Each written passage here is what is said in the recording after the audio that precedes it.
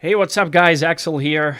Today's video is going to be about the FiiO BTR15, an amazing small little device that can do a lot. So I want to share my opinions on it and let's start. First, this is the box that comes with it. You can see that. And then you have a quick start guide, which has instructions and so on.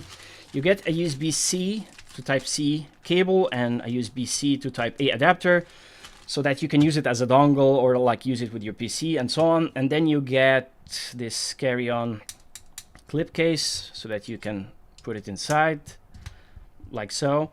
I prefer to use it without, actually. I think it looks nice, and that's it. Now the device itself is impressively small. Like, this is like smaller than two of my fingers. You can see how small it is. And it has like glass on the front and on the back, so it's a bit of a fingerprint magnet. You need to watch out for that.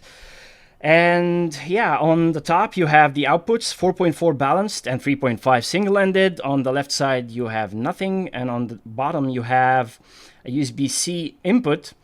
And on the right side, you have this switch which toggles from PC, Bluetooth, and phone mode. The differences between them is that if you use it in the phone mode, you can connect it with the USB-C cable and it will not use battery from your phone. But if you use it in the PC mode, it can draw battery from your PC or laptop or whatever. And on the Bluetooth mode, obviously it's for Bluetooth. Then you get a volume adjustment, positive and negative.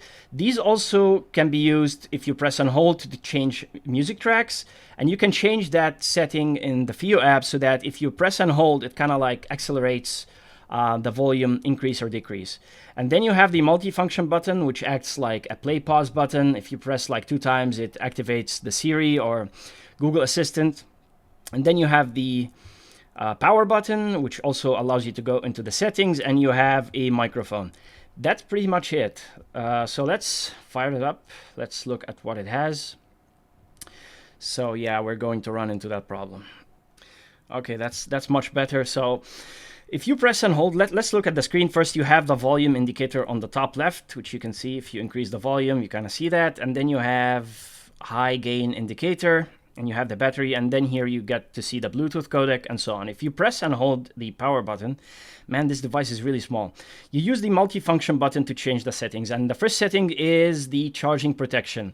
What this means usually is that if you turn it on, what will happen is that if you connect it to charge it, the device will charge until it reaches 80% and it will then stop. Like, this will prolong the battery life long term of the device. And then you have the gain level, which is high and low.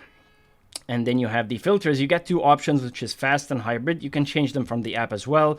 And then you get EQ options. You have off, bypass, jazz, pop, rock, dance, R&B, class, hip hop. And then you get 3 custom ones. You can set them again in the app, and I will like provide some screenshots.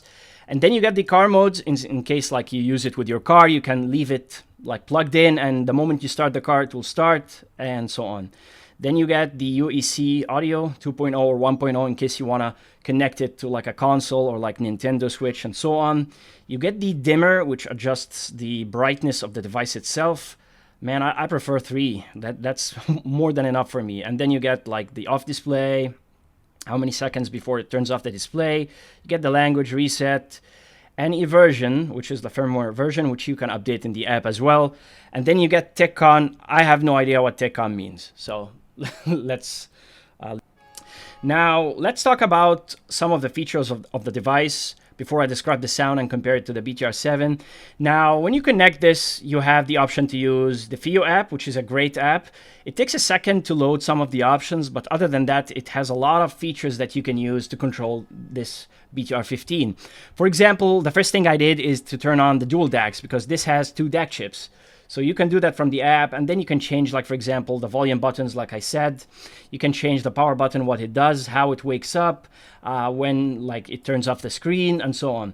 But the best feature about the BTR15, other than the size, in my opinion, and the power output, is the EQ options, because you get the option to use 10-band parametric EQ. And man, it is amazing once you use it, and you can save them, even name them, save them.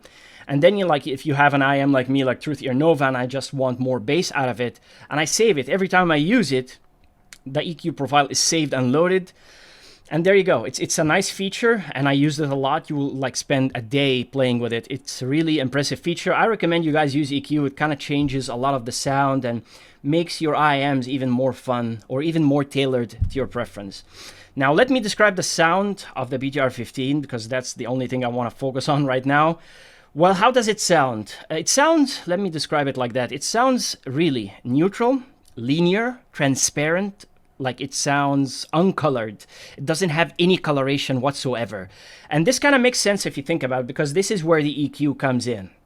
But at the same time, it still has a lot of detail, a lot of quality detail, without sounding analytical, without sounding clinical. As a matter of fact, it gave me the opposite feeling. The impression I got with it is that it sounded very natural, it sounded organic, for lack of a better word.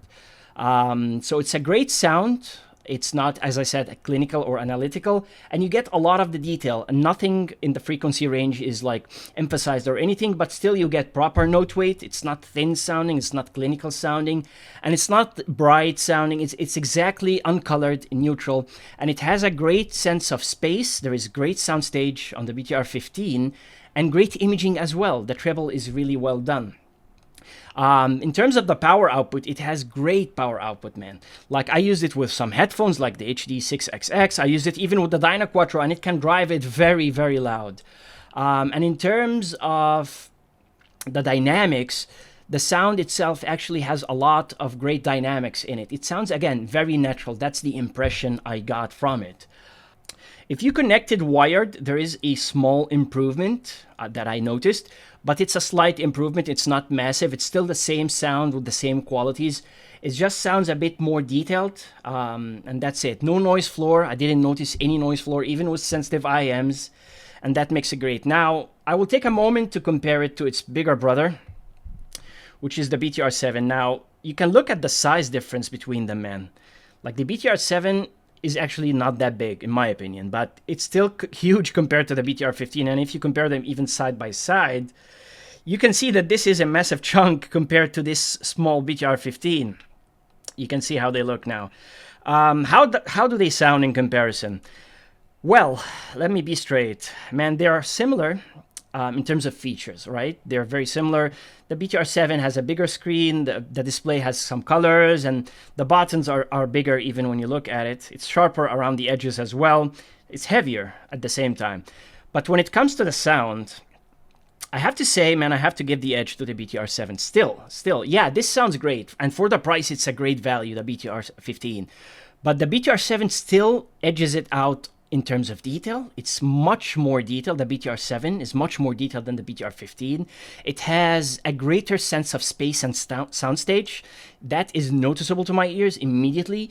And even, not only that, even the detail is much more, the separation is better, the layering is better. And for some reason, even the punch and the slam of the bass of the BTR7 is just more powerful. The bass is more detailed, it's cleaner as well. But you have to like think about the price of the BTR7 and the price of the BTR15. Like the BTR7 costs more, and yeah, it deserves more, honestly. It delivers more, let's say that. It delivers more detail, much more separation.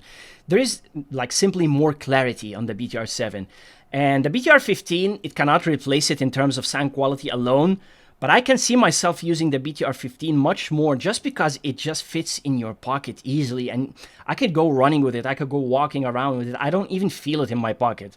Another thing I noticed that the BTR15 has, which like better than the BTR7, is the Bluetooth reception. Like the BTR15, I could leave it on the desk and walk around the house, climb up. It is really amazing. I don't notice any disconnection. The BTR7 also is great. It's upgraded and it doesn't disconnect. But if I move, let's say, I don't know, like 10 to 15 meters, let's say, I notice it started to disconnect. Whereas the BTR15, I just kept walking and walking and walking and it never disconnected. So let's look at it like that. For me, this is a great device. It's a massive value for the price it offers and the features it offers, like from the EQ to like these switches for like phone and PC. The battery lives longer. Great battery life as well. Like I think I achieved more than 4 hours on a single charge. And the screen is impressive. I mean, there is nothing that I didn't like about it. Let me say that. The only thing is when I use the BTR7, I noticed it's more detailed with better layering, separation. and bass performance, punch, slam, texture even. But other than that, I think this one is amazing. And that's it, guys. That concludes my opinions about the BTR15. I will leave a link down below. Until the next one, peace.